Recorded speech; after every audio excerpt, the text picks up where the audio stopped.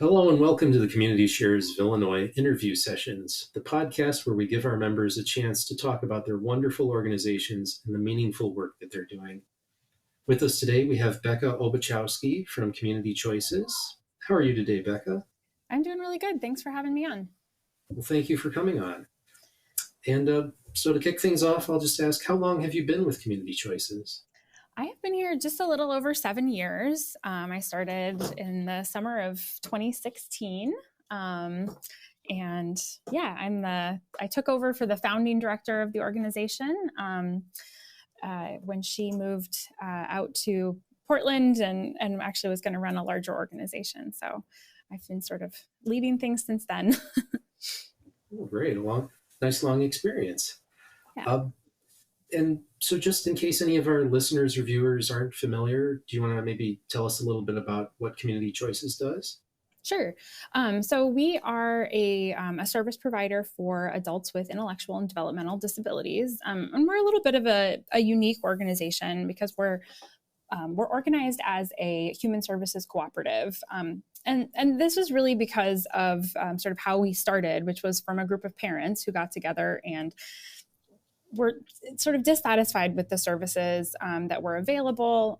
They had really big ideas about the type of community-based lives they would like their young adult children to be able to build once they left school. And there just wasn't the type of services that they felt that they needed in order to build those lives and have the support that was necessary to make that possible. And so it really just started with this idea that hey, if these services aren't available, we can create them ourselves. And so that's really sort of where we started. And the sort of other idea that it's based off of is that, everybody needs people. We talk a lot about independence, but really nobody does things particularly independently. We're all really depend on each other for all sorts of things in life. But that tends to be much more limited for folks with disabilities. And so they really wanted to start an organization where there was this inherent sort of community aspect to it, and a group of people that were, supportive and understood some of their lived experience. And so from there, we really, we started really small. We had 3 or 4 staff for a long time, but sort of built up. We've always offered social opportunities, family support groups, family parties, sort of community building activities. We do self-advocacy works for adults with developmental disabilities. And then we also offer services that are available to anybody without sort of being a member of that cooperative. So we do customized employment, which means that we work with people who would like to find jobs in the community. We will sort of sit down with them, kind of go through what we call a discovery process, trying to determine, what sort of job would be a good fit for you? What are your strengths? What are your interests? And then we kind of come up with sort of a range of different options in terms of employment that could be a good place to look. And then we work with that person on a sort of individualized process to build skills, go out, apply for jobs, build their resumes. Sometimes it's through volunteering, but then a lot of times, most of the time, we're working with people to find, paid employment at various businesses, organizations around town. And then the other area that we've really supported people in for, our whole existence is community living, what we call inclusive community support. And so this is when, it's designed for people who are interested in moving out of their family home for the first time and into a home or apartment of their own. So they might be kind of building some of the skills that are necessary in order to kind of make that possible. And then we also support people who are already doing that. And so we can help with any number of things. Some people we do a lot with, and some people we just do 1 or 2 things. So we can help people get to the grocery store, learn to cook, do all of the sort of daily living skills type stuff that they might need. We can also help people get to doctor's appointments, fill meds, build healthy routines, manage budgets, manage benefits, and also find sort of connections to things going on in the community. And we are actually just hopefully in the next couple weeks going to be sort of starting a brand new program, which is transportation services. And so that's been a big barrier for people that we work with, and all over the the city and state. But we'll be offering sort of scheduled rides for people. It's kind of like a cross between like Uber and one of the door-to-door public transit options. So people can schedule rides with us, and we're going to have drivers that can come pick them up and take them wherever it is they need to go. Wonderful. Yeah, that's a lot of excellent stuff you're doing there. And you even answered my next question about new stuff. You got that Oh, fit in there too. um, yeah. so let me just ask kind of like an icebreaker question I like to ask. Sure. Is there a favorite part of all that work that you're doing that you really, really feel great about? Oh, that is a good question. Well, I think first of all, like I really love to be busy, and I love doing a lot of different things, and so I love that my job lets me sort of look into so many different aspects of our community service system, of like different sort of facets of people's lives. I love working with families. I love talking to parents. I love sort of like trying to troubleshoot and problem solve with people. I think sometimes my staff are like, "Stop giving me suggestions," but to me, it's really fun to sort of think about like what are some of the other ways that we could be helpful in this situation. And our organization is we're very focused on listening to the people that we serve and trying to offer the services that they're asking for. So very directed by the people who are looking for support. And so finding ways to kind of figure out what it is people are asking for, even if they can't necessarily say exactly what they need. To me, that's very fun and very interesting sort of creative problem solving. So really enjoy that. Nice. Yeah.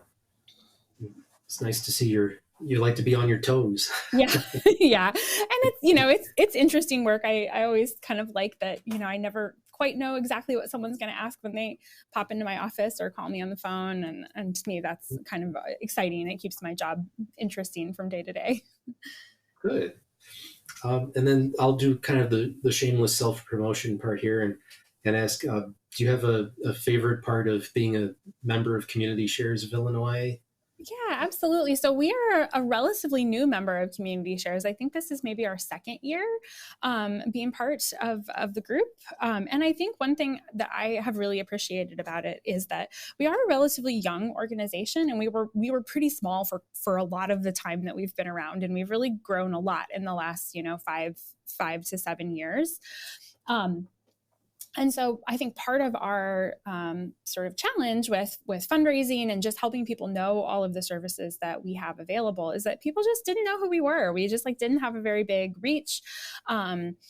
And I think this has been a really great way to get our name and the services that we do out into the community and out, even across the state.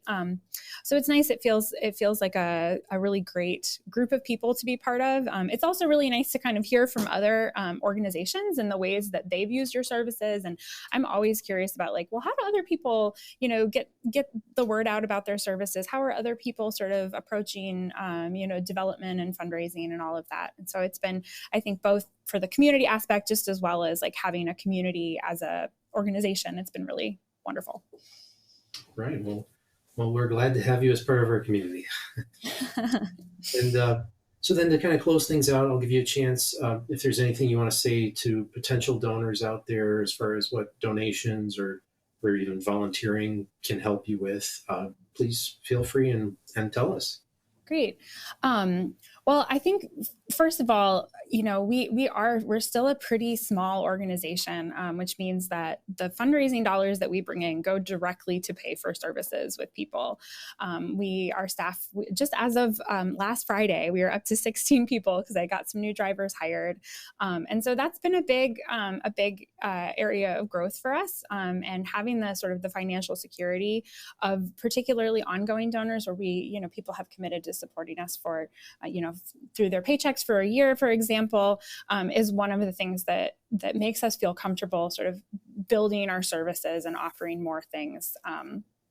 So, but, quite honestly, when you give us money, it's helping to find somebody a job. It's helping to pay our staff to go support somebody in order to learn how to do budgeting or meal planning on their own. It's setting up events in the community and building partnerships with other community entities to try to build just generally a more sort of inclusive and welcoming community for everybody. And so, I'm always happy to talk to donors. If they have questions about any of that, I try to make myself very available. But and in terms of volunteering, we don't have any big events coming up very soon, but we are sort of coming back from COVID, sort of rethinking some of our fundraising events, and we are going to have a Community Choices Bake Off, sort of styled after the very popular British TV show. That's going to be on May 19th of 2024, and so do put that in your calendars if you're somebody who likes to bake or just somebody who likes to eat baked goods. We would love to kind of get as many people involved as possible. Oh, wonderful. May 19th, everybody. Be there. All right. Well, with that, I want to, we'll close things out. I want to say thank you to Becca Obuchowski. Community Choices. Everybody get on the bandwagon and help them out. And if you need links to their site, you can go to our website, communitysharesillinois.org, or you can go directly to Community Choices. And please go ahead. It's a wonderful organization doing a lot of great work. Highly recommended here. So otherwise, thank you, Becca, for joining us today. Thank you so much for having me. Yeah, well, thank you. We'll see you next time on Community Shares of Illinois podcast.